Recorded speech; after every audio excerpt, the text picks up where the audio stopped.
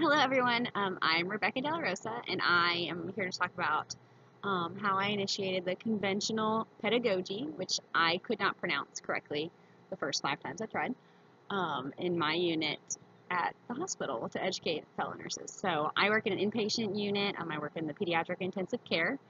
This is Cooper, by the way. I'm very nervous, and he helps a lot. um, and I work in the PICU.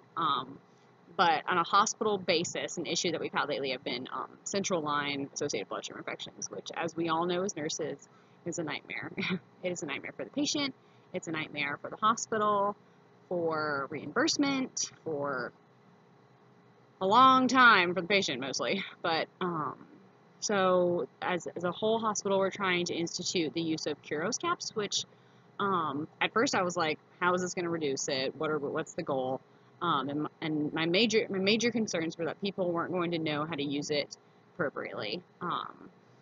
And so it's basically this little green cap that you put on the IV tubing or like the central line hubs when they're not being used. But the important part is that you clean in between flushes and things like that. I think a lot of people think that you just flush, give a med, flush, put a new green cap on, but you do have to clean with alcohol in between those things. And I think that's like a major room for error. So I wanted to make sure that didn't happen.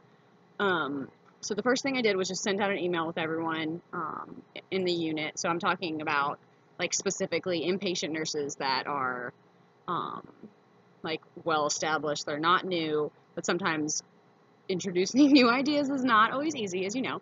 So I sent out an email just giving them an idea of what it was. I put a picture, I put some information, things like that.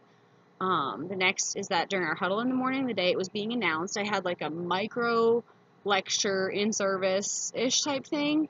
But I didn't really want the product people to come and tell us about it because that's never helpful because you're like, when's the last time you were at the bedside? You sell caps. Like, tell me more about what this is. And so I went to them and got that information myself so I could bring it to our team.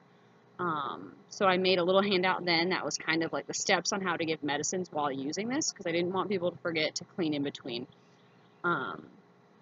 So that's kind of how I prepared for all of that.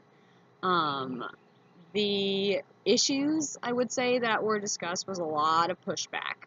A lot of people being like, well, why don't we just clean every time and not worry about it? And I'm like, if that works for your brain to remember to scrub the hub, then get on with your bad self. Do it, absolutely. You cannot scrub it too much. The most important part is actually waiting in between scrubs the appropriate amount of time, 30 seconds, before you give a med or flush or do it again. So it's actually kind of a long process if you do it correctly, which I don't really know if that was happening on a hospital basis, which is terrifying.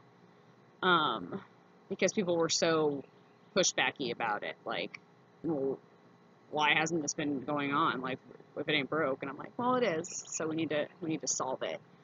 Because we were having multiple central line infections, and that's not something that we want for our patients or for us. The guidance that I gave them was really the resources and having this open conversation. I'm like, hey, this is something I'm worried about. This is something you should be worried about. This is directly related to patient care, to your work, to length of stay for our patients, down to reimbursement. You know, how much you're going to get paid.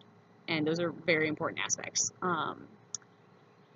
My impression of the conventional evaluation and implementation, the most difficult part was getting people to kind of buy into it and to care, which I feel like is every instructor's struggle, I guess. But it was very useful having open conversations with your coworkers about things that you care about, that they care about. My reaction to the experience was that teaching people that already know what they're doing is very difficult, especially because I am newer, but have been a nurse for a few years. So, yeah, that's how I was able to help hopefully reduce central line infections. I'll let you guys know if it helps. Thank you.